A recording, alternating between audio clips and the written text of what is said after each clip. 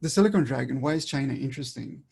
So as a biotech entrepreneur, what I saw in the limitations of Silicon Valley were that there was this shift towards this philosophy that software eats everything.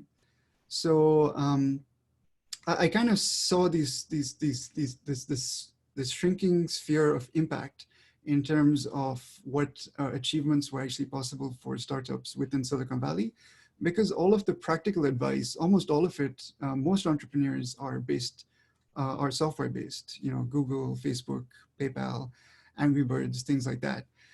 And so expertise when it came to, for example, the my case biotech was, far and few between, and or few and far between. And the advice from traditional entrepreneurs would get you into trouble.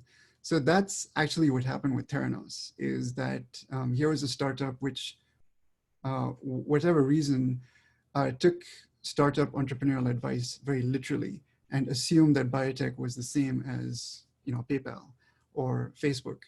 And you already see, some of the ethical issues that come up with some of the shortcuts that are taken with software startups. So I sort of saw this shrinking sphere of influence, or impact. And again, with the thinking of looking back and forward within 5,000 years, and the world tending towards complexity, if something is shrinking in one area, then it must be growing somewhere else. It's just physics.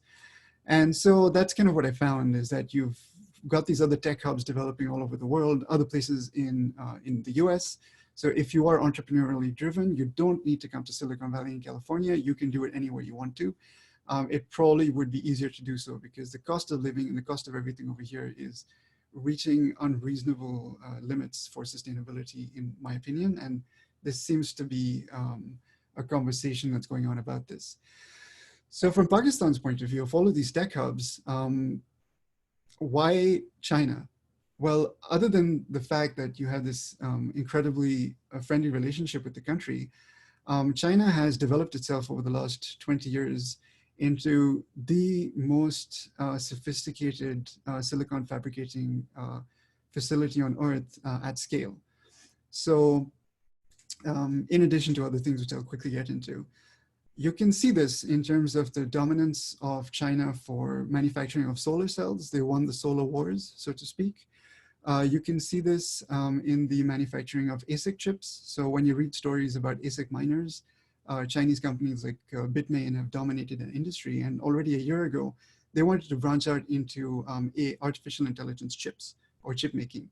So when the means of manufacturing is over there in China and the expertise for that is there, then of course that's where the innovation is going to happen, because that's where the brains are going to accumulate for those really hard problems. And you can see this when, the largest company the world has ever known, Apple, when its CEO, Tim Cook, says that when it comes to tooling expertise for silicon fabrication, in Silicon Valley, he'd be lucky to fill a room with experts, but in China, they're football fields. So that kind of gives you an indication of the scale for that one area, which is silicon. In my area, already more than 10 years ago, they had created the cheapest beta barium borate crystals for down conversion, and that was when they started to really explore other options of where they can produce. They wanted to climb up the value chain, and so. Moving on, so from my perspective, they already have leadership in quantum. So leaving aside the current experiments in quantum supremacy, there's a lot of excitement in the US, but most of that came about because 3 years ago in 2016, Chinese researchers created a quantum secure satellite uplink with Austria. And this was a huge milestone, massive milestone. And that really started the whole buzz in the US about it.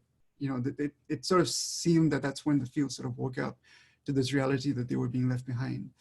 So we don't know exactly how much China has innovated over there, but you can see increasing number of publications in quantum AI, and AI.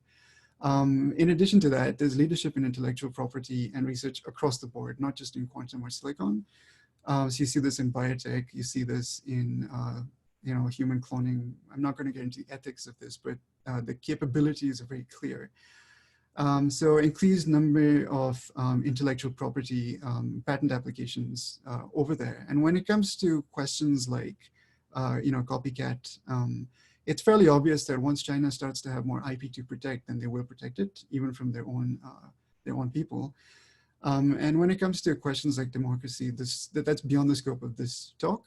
Let's just say that all countries initially are not very democratic. So the definition of democracy is up for debate.